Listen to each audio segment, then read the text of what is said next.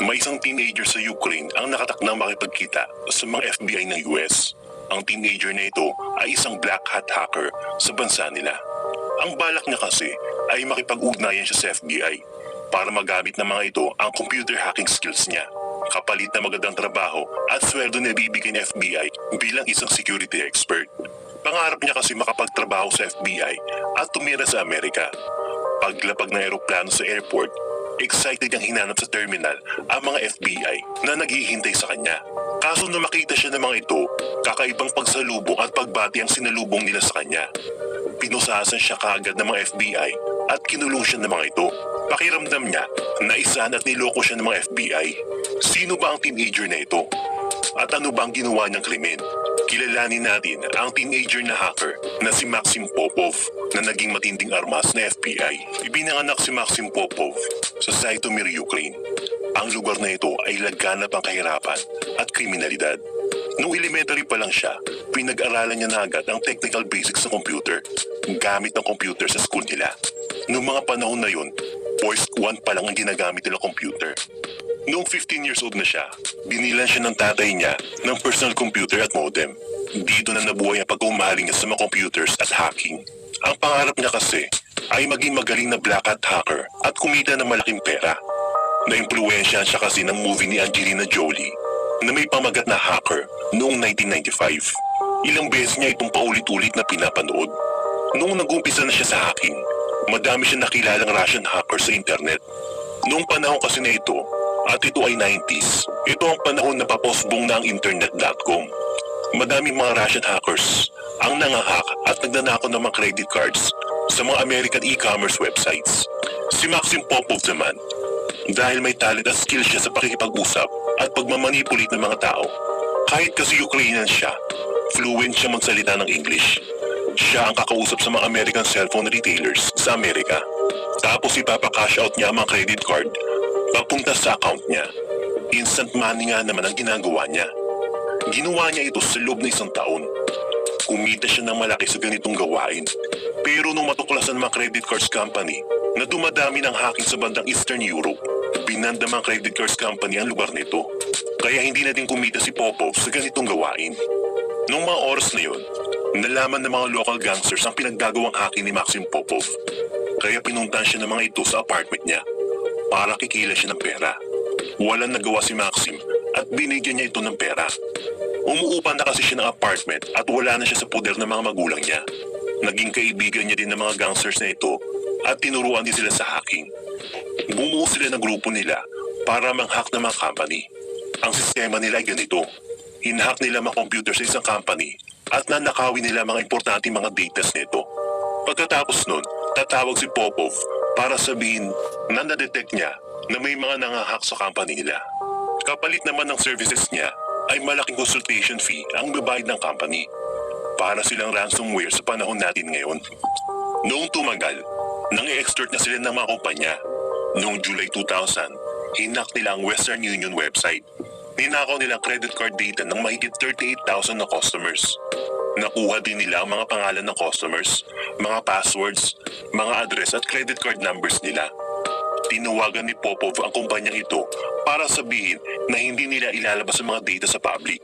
Basta bigyan sila ng consultation fee na nagkakalaga ng $50,000 hanggang $500,000. Pag naibigay na nila ang pera, i-delete na nila ang nakuha nilang files at hindi na ipapaalam sa public. Alam kasi ni Popov na ayaw ipaalam ng mga malalaking kumpanya pag inahack ang mga datas nila. Isa kasi itong malaking kasiran sa kumpanya, katulad ng Western Union. Nagduda ang Western Union Company at tinawagan nila ang FBI. Sinabihan sila ng FBI na huwag magbibigay ng pera dahil isa itong extortion mula sa mga hackers. Kaya ang ginawa ng Western Union ay in-announce nila sa public ang nangyaring hacking. Kahit alam nila na magiging kasiran ito sa kanila. Kasi pag nagbigay sila ng pera, alam nila na maulit lang ito sa ibang malalaking kumpanya. Kaya ang ginawa na lang ng mga customers ng Western Union ay pinag-disable na nila mga credit cards nila. Walang nagawa ang grupo ni Popov. Akala nila mauuto nila ang Western Union. Kaya hindi natuloy ang pang-extort ng pera nila Popov. Pakiramdam nila na isan sila ng Western Union at ng FBI. Ang naging malaking problema niya ay pinipressure siya na makasama niyang gangsters dahil sa wala silang nakuhang pera. Kaya dito na siya nag-isip ng mabuti. Ayaw niya kasi habang buhay, mamanduan siya ng mga gangsters na ito. Ayaw niya na rin tumira sa lugar na yun dahil na rin sa mga violence na nasa paligid niya. Kaya ito na naging turning point sa buhay ni Popov. Napagdesisyonan niya na pupunta siya na Amerika para dito nila magtrabaho. Ang unang hakbang na ginawa niya ay pumunta siya sa US Embassy para makipag-usap sa isang FBI Assistant Attaché. Bago siya pumasok, kinakabahan pa siya sa pwedeng mangyari. Pero sa isip niya, bahala na. Nakasalali kasi dito ang future niya. Pagpasok niya, nagtanong siya kung sino ang pwede makausap tungkol sa mga hacking incident sa Amerika.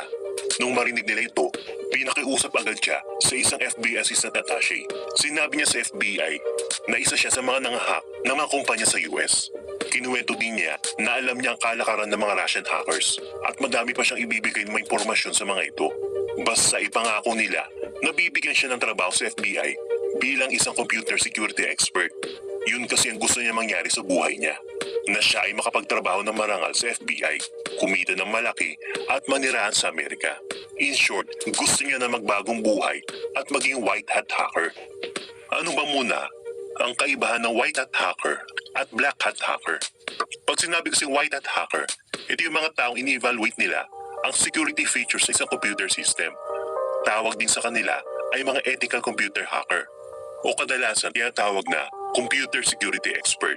Pag may makita silang butas sa systems na ito, sila maglalagay ng mga dagdag ng security system para hindi ito mapasok ng mga black hat hacker at viruses. Sa Tagalog, ang white hat hacker ay may malinis na intensyon o sabihin na natin mga bida sa internet.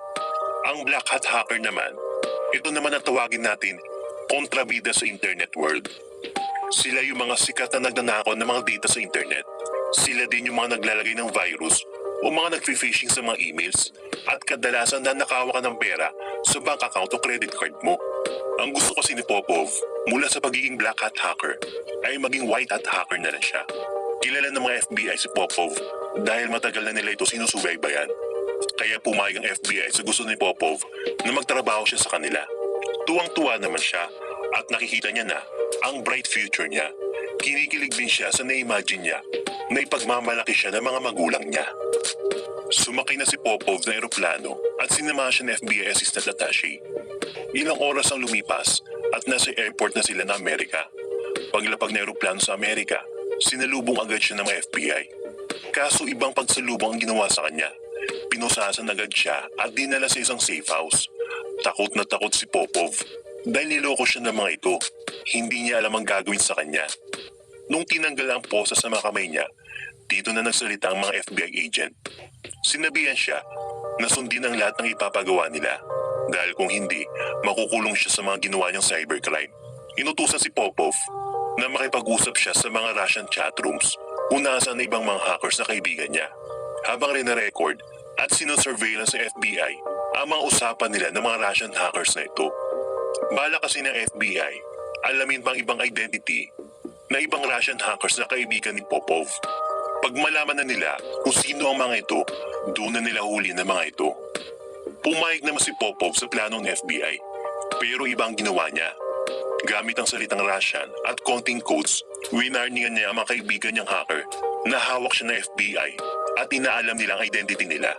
Kaya dahil sa warning ni Popov, naglaylo ang ibang hacker sa paggamit ng internet. Lumipas ang 3 buwan. Galit na galit ang mga FBI dahil doon lang nila nalaman na naisahan sila ni Popov. Kaya sa sobrang galit ng FBI, inalis siya sa safe house niya at pinatapos sa kulungan. Habang nakakulong si Popov, patuloy pa rin sa pagtaas ng computer hacking, katulad ng credit card fraud at phishing. Noong taong din yun, at ito ay year 2000, ang mga Ukrainian at Russian hackers ay nagbukas ng website na tinatawag nilang Carder Planet. Ang layunin ng website na ito ay para siyang buy and sell website ng mga nakaw na credit card numbers, mga passwords, mga bank accounts at mga identities. Madaming hacker ang nag-register sa website na ito. Kumbaga, para siyang Lazada ng mga hackers. Pero ang website na ito ay hindi makikita sa ordinary browser dahil ito ay nasa dark web. Ang FBI agent na nag-iimbestiga sa mga Ukrainian at Russian hackers ay si FBI agent Ernest Hilbert. Isa siyang FBI computer crimes agent sa Santa Ana, California. Kaya nung mabalitaan niya pagkakakulong kay Maxim Popov, nagka-interest siya sa teenager na ito. Nakitaan niya na potential si Popov.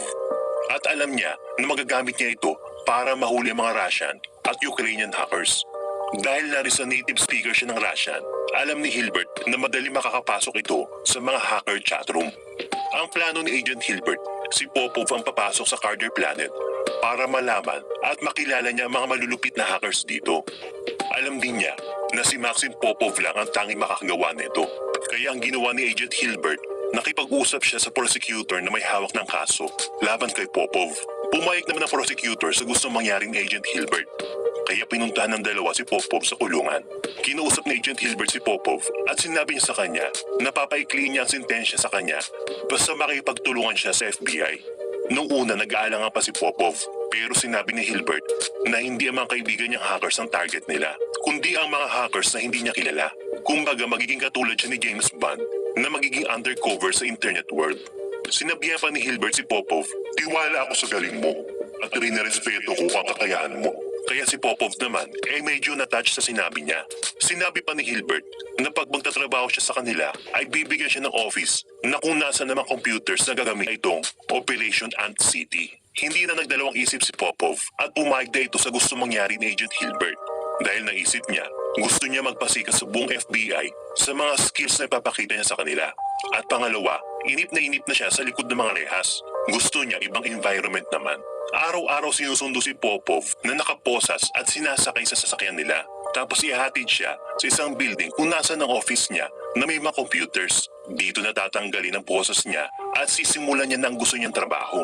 Tuwang-tuwa naman si Popov sa naging setup nila dahil ito naman talagang gusto niyang gawin.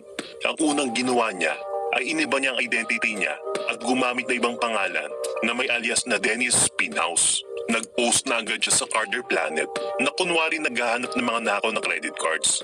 Nagpanggap siya na isang bigating Ukrainian scammer na hayok sa mga nakaw na credit cards. Ang una niyang target ay may codename na Script.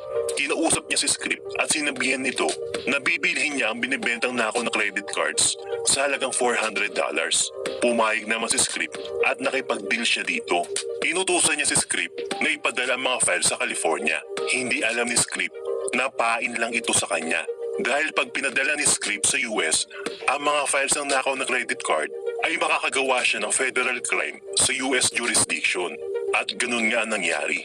Nung dumating sa California, ang ipinadala ni Script, nakipag-ugnayan agad ng FBI sa mga Ukrainian police para hulihin si Script. Hinuli agad nila ang lalaking ito at nakulong ng ilang taon. Ang sunod naman ng target nila ay yung mga hackers na hinakang 8 million credit cards ng DPI o Data Processing International. Naghanap ng lead si Popov sa Carter Planet. Baka may makuha siyang clue kung sino ang nakakalam sa naganap na hacking. Hanggang isang araw, may nakausap siyang 21 years old na Russian student na may codename na RES. Sabi ni RES, nakilala niya 3 hacker na responsable sa naganap na hacking sa DPI. Sinabi pa niya na handa siyang kausapin ng mga ito para makipag-negotiate kung may gustong bumili ng mga nakaw na credit card. Kaya kinuha ni Popov ang loob ni RES. Dito niya na inoferan si RES na bibilihin niya ang 8 milyong credit cards sa halagang $200,000. O sa pera natin ay 10 million pesos. Kaya nagulat si RES at hindi siya naniwala na may ganitong pera si Popov. Kaya ang ginawa nila Agent Hilbert para mapaniwala si RES, pumunta sila sa bangko at nakipag-usap sa mga officers dito. Pumayag naman ng bangko sa gusto ng FBI. Habang nasa likod ng office sila Popov at mga FBI, inilabas ng mga bank officers ang $200,000.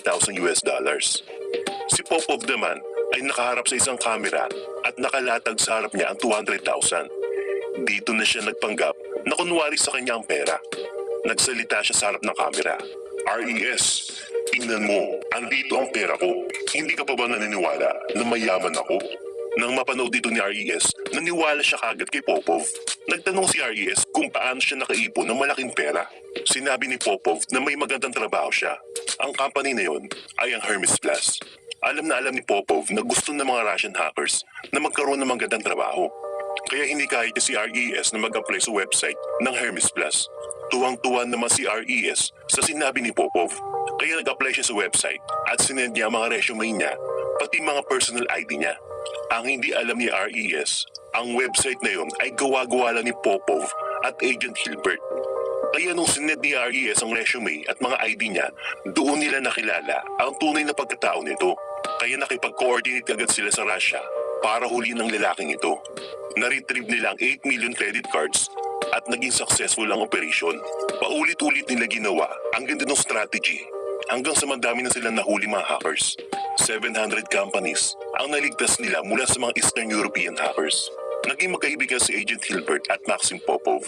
Isang beses noong Thanksgiving Day, imbis na mag-celebrate si Hilbert sa pamilya niya, pinunta niya si Popov sa selda. Alam niya kasi mag-isa lang si Popov dito. Kaya na-touch si Popov sa ginawa ni Hilbert. Nagdala siya ng pagkain at may dala siyang projector para manood sila ng Lord of the Rings. Lumipas ang 8 buwan na operation nila. Pinakuwala na din siya ng FBI. Nagpaalam si Popov kung pwede muna siya magbakasyon sa Ukraine.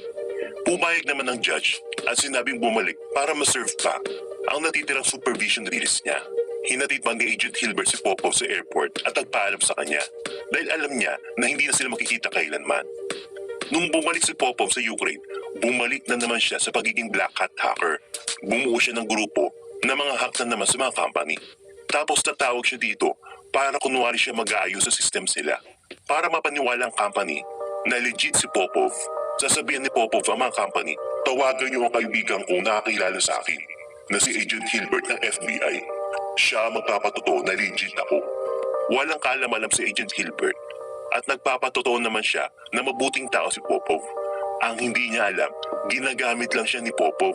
Nang kalaunan, nalaman ng buong FBI ang pinaggagawa ni Popov at nadamay pa si Agent Hilbert dahil akala nila nakikipagsabuatan nito sa ginagawa extortion ni Maxim Popov. Kaya natanggal sa pagka-FBI agent si Agent Hilbert at nasira ang karir niya.